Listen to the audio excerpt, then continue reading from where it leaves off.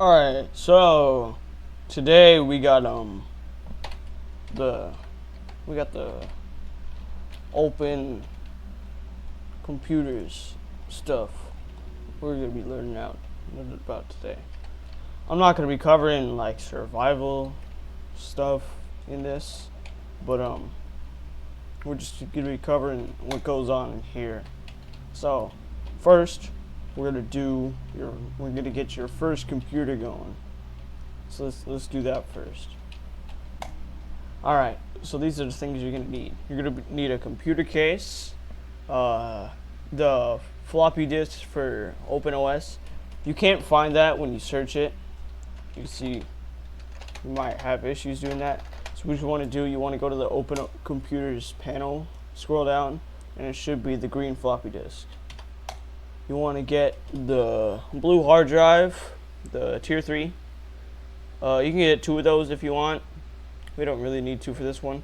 You want to get either APU or a CPU.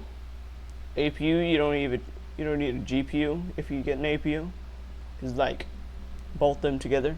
You want to get at least 1 memory stick, an internet card for most cases. Well, no. Yeah, you need an internet card.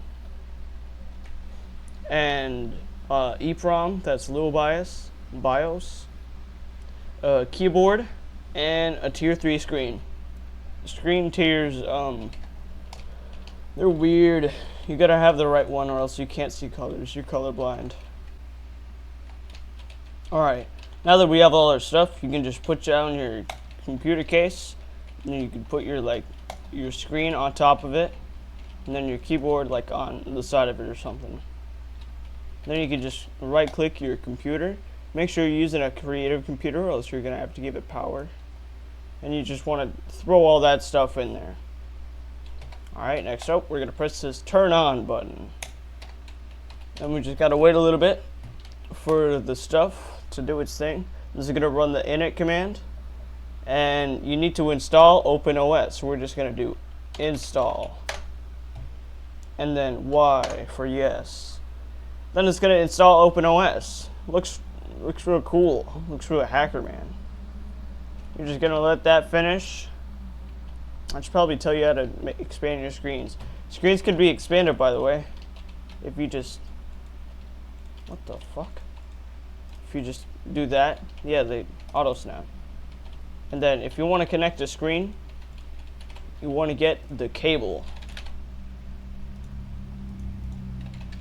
But be aware, because if you put computers too close, they might interfere with each other. So yeah, we can just press Y to reboot now, and there you go. You have your computer. Now, if you don't know some basic Linux commands, this might be a little annoying for you, but you'll learn them. Now, if say I wanted to get that on this big screen because it's too fucking tiny, we could just break that. You can put that on the floor somewhere.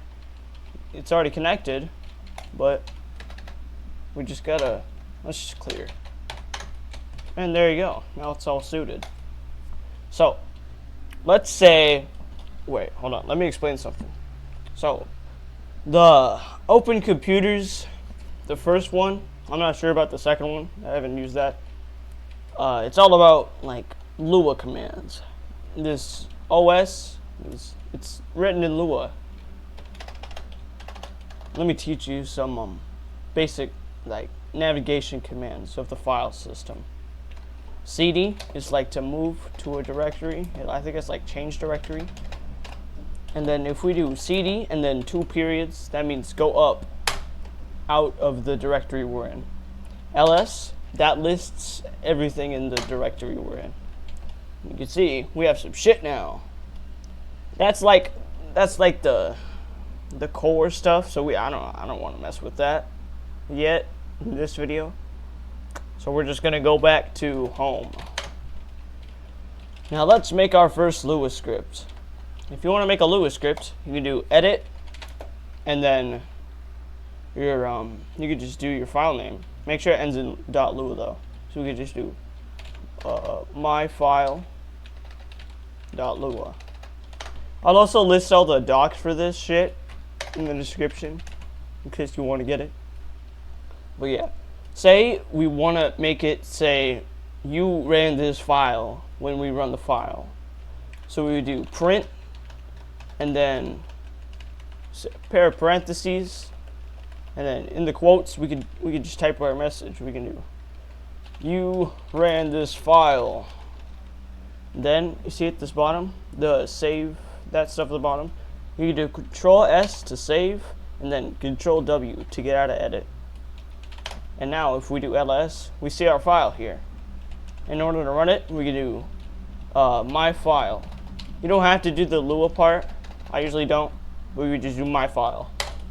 And we could see that there's like a thing that is said to us. And it's a thing that's a thing. Say we wanted it to write 2 lines. We could do, if you press your arrow keys, you can do your latest command. I don't think it goes far too much. I'm not sure, but yeah.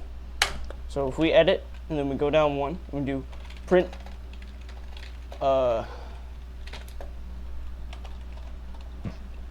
just to clarify, you did in fact run this file. We can just do the same thing, Control S, Control W, and we can do my file. Whoa. Now say something fucked up. Like, let's do this. In order to go into the Lua CLI, you just do Lua. Brings up this little cool thing. Say we did a bad. Let's say we did an oopsie. Let's say we did wow, true, do, and then end. You see, it's not coming back. So what we can do is Control plus Alt and C. Oh, what the fuck? That interrupts the file. Now, just a note, this only works in OpenOS. It won't work in the other thing, in the other OS, Plank. I'm not sure why that's there. I don't ever use it. But yeah. I'm not sure what to cover in the next episode.